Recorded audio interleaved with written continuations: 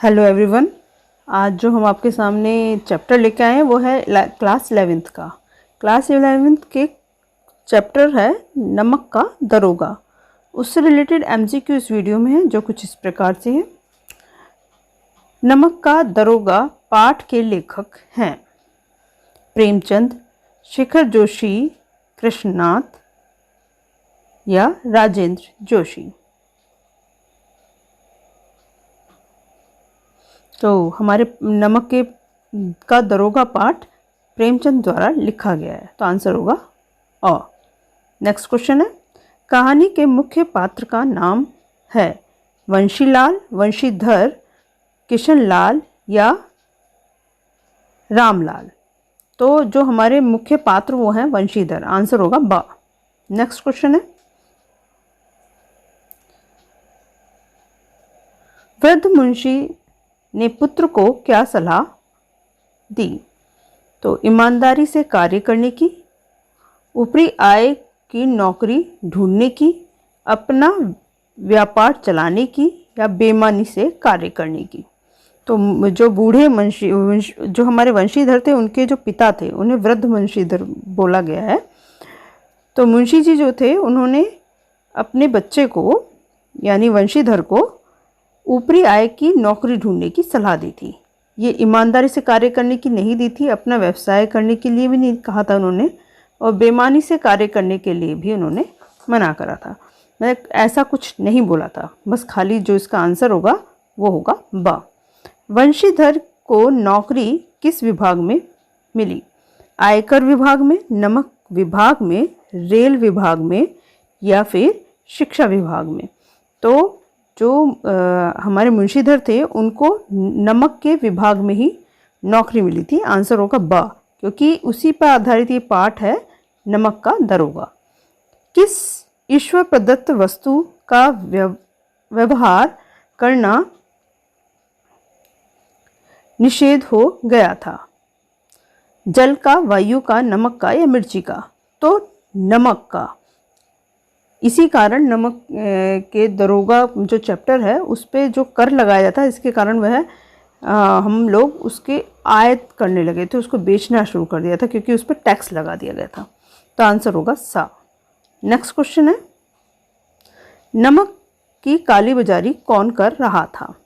आलोपदीन, माता दीन, वंशीधर या वंशीधर के पिता? तो आलोपदीन हमारा इसका काला बाजारी यानी गलत तरीके से इस पर कार्य कर रहे थे। लाखों का लेन देन कौन करता था? वंशीधर, आलोपदीन या वंशीधर के पिता या सिपाही? तो आलोपदीन, आंसर होगा ब।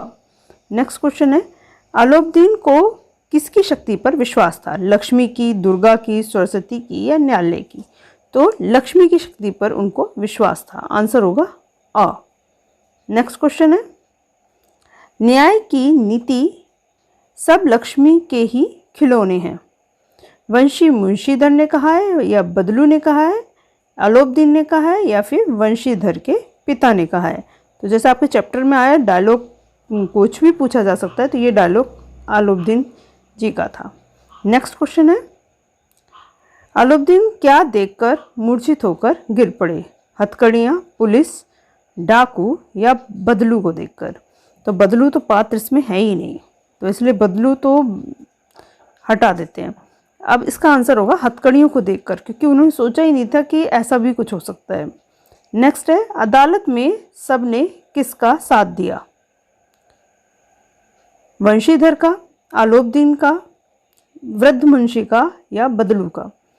तो जो साथ दिया था सबने, क्योंकि पैसे वाले कौन थे? आलोपदीन, इन्हीं का ही साथ सब लोगों ने दिया था, इनकी पैसे की शक्ति के कारण। वंशीधर के परिवार वाले उनसे नाराज क्यों थे? उन्होंने रिश्वत ली थी इसलिए, उन्होंने रिश्वत को ठुकरा दिया इसलिए, उन्होंने झूठ बोला इसलिए या जायदाद का स्थायी मैनेजर बनने पर? तो नाराजगी, क्योंकि पिता ने पहले ही उनको बोल दिया था कि ऊपरी आमदनी जरूरी है, तो वह इसी कारण उन्होंने रिश्वत को जो ठुकरा दिया था वंशीधर ने, इसी कारण उनके परिवार वाले नाराज थे, आंसर होगा ब। वृद्ध मुंशी किसका स्वागत करने दौड़े? आलोपदीन का, मजिस्ट्रेट का, वकील का या वंशीधर का? तो आलोपदीन का जब देखा कि इतने पैसे वाले हमारे घर में आ रहे तो उनका स्वागत करने के लिए दौड़े। वंशीधर को आलोपदीन ने क्या प्रस्ताव दिया? अपने साथ व्यापार करने का, जायदाद का स्थायी मैनेजर बनाने का, माफ़ी मांगने का या चोरी करने का? तो जायदाद का, क्योंकि वो बहुत ईमानदार थे। जब आलोपदीन ने देखा कि वंशीधर इतना ईमानदार है तो उन्होंने अपनी जायदाद का मैनेजर बनाने के लिए उनको प्रस्ताव दिया। तो आंसर इसका होगा बा। नेक्स्ट क्वेश्चन है, आलोपदीन का प्रस्ताव आलोपदीन का प्रस्ताव उनके किस भाव को प्रकट करता है? अहंकार को, प्रतिशोध को या पश्चाताप को या प्रायश्चित जिसे बोल देते हैं, या धूर्तता को? तो आलोपदीन का प्रस्ताव उनके किस भाव को प्रकट करता है? भाव मतलब क्या? वो जब उन्होंने उनको वंशीधर को प्रॉपर्टी दी तो वो क्या भाव उनके ऊपर आया? तो यह इसका आंसर होगा अहंकार को।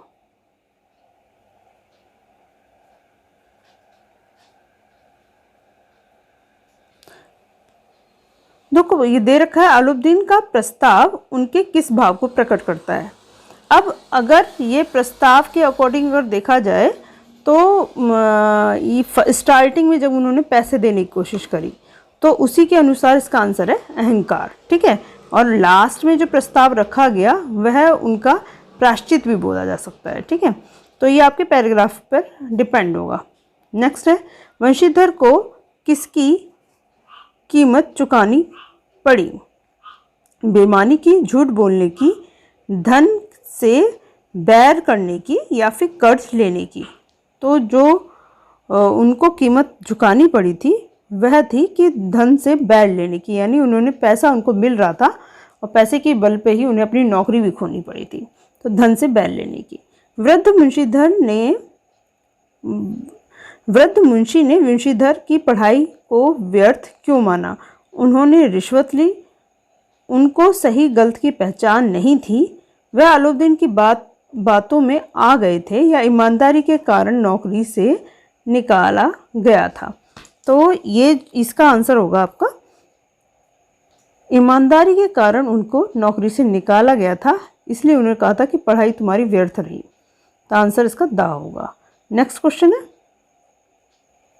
दुनिया सोती है पर दुनिया की जीभ जागती है, से क्या तात्पर्य है?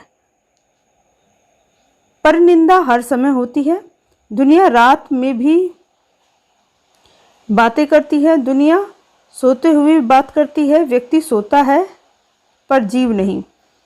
तो इसका जो आंसर होगा वह होगा कि परनिंदा हर समय चलती रहती है, हर समय लोग दूसरों की निंदा करते रहते हैं, उसका फ़ायदा उठाते रहते हैं, वो चुप नहीं बैठते किसी भी कार्य के लिए। नेक्स्ट क्वेश्चन है, देवताओं की तरह गर्दनें चलाने का क्या मतलब है? खुद को देवता समझना, खुद को निर्दोष समझना, देवता की तरह गर्दन घुमाना या चारों ओर देखना? तो इसका आंसर होगा आपका कि खुद को निर्दोष समझना। नेक्स्ट क्वेश्चन है, शहर में हलचल मचने का क्या कारण था? भूकंप आने के कारण, त्योहार के कारण, आलोपदीन के अदालत जाने के कारण या नेता के आने के कारण? तो आलोपदीन जैसे बड़े व्यक्ति जब अदालत में जा रहे थे तो वही पूरे शहर में हलचल का कारण हो गया था। तो आंसर होगा इसका सा। नेक्स्ट क्वेश्चन है, घाट के देवता को भेंट चढ़ाने से क्या तात्पर्य है? पूजा पाठ का प्रसाद चढ़ाना, रिश्वत देना, पापों का प्रायश्चित करना या शर्मिंदा होना? तो इसका आंसर होगा आपका रिश्वत देना। नेक्स्ट क्वेश्चन है, वंशीधर का व्यवहार कैसा था? गुनाह को माफ़ करने वाला, ईमानदारी और कर्तव्यनिष्ठ का, लज्जा और भय का बदला लेने वाला? तो वंशीधर का जो व्यवहार था वह बहुत ज़्यादा शांत ईमानदार था। इसके कारण इसका आंसर होगा ईमानदार और कर्तव्यनिष्ठ। अपने कर्तव्य के प्रति, अपने कार्य के प्रति वो निष्ठा भाव रखते थे। आलुद्दीन की गिरफ्तारी सबसे आश्चर्य का कारण क्यों थी? वह एक सज्जन पुरुष थे, वह सबकी सहायता करते थे, उनके पास धन और वाणी की शक्ति थी, वह बहुत गरीब थे। क्योंकि उनके पास पैसा था और ये बोला भी गया है कि लक्ष्मी माया हर जगह कार्य करती है, तो ये इसका आंसर होगा सा। न्याय के मैदान में किसमें युद्ध ठन गया? धर्म और धन में, धन और धान में, धर्म और शर्म में, धर्म और मन में। धर्म और धन में युद्ध छिड़ गया था, आंसर होगा इसका आ। नेक्स्ट क्वेश्चन है, जगन्नाथ और रामेश्वरम की यात्रा कौन करना चाहता था? वंशीधर के पिता, वंशीधर की माता, वंशीधर की पत्नी या वंशीधर की बहनें? तो इनकी जो यात्रा करना है वंशीधर की माता इस जगन्नाथ और रामेश्वरम की यात्रा करना चाहती थी, तो इसका आंसर होगा बा, वंशीधर की माता। नेक्स्ट क्वेश्चन है, वंशीधर को अपने पिता की कौन सी बातें सहन नहीं हो रही थी? उनका आलुद्दीन से हंसकर बात करना, उनका आलुद्दीन की लल्लो चप्पो करना, या उनकी क्रोध भरी बातें, या उनकी मुस्कुरा कर की गई बातें? तो जो सहन नहीं हो रहा था वह था उनका आलुद्दीन की लल्लो चप्पो करना, वंशीधर को अपने पिता का। ठीक है, तो वंशीधर को अपने पिता का कि आलुद्दीन जब उनके घर आए थे तो बहुत लल्लो चप्पल यानी उनकी चापलूसी कर रहे थे, वो उन्हें पसंद नहीं था, तो आंसर होगा बा। नेक्स्ट क्वेश्चन है, आलुद्दीन के प्रति वंशीधर के मन का मैल क्यों मिट गया? उनके रौब को देखकर, उनकी पैसे की शक्ति को देखकर, उनकी पछतावे भरी बातें व आंखों में सद्भाव देखकर, या उनका प्रस्ताव जानकर?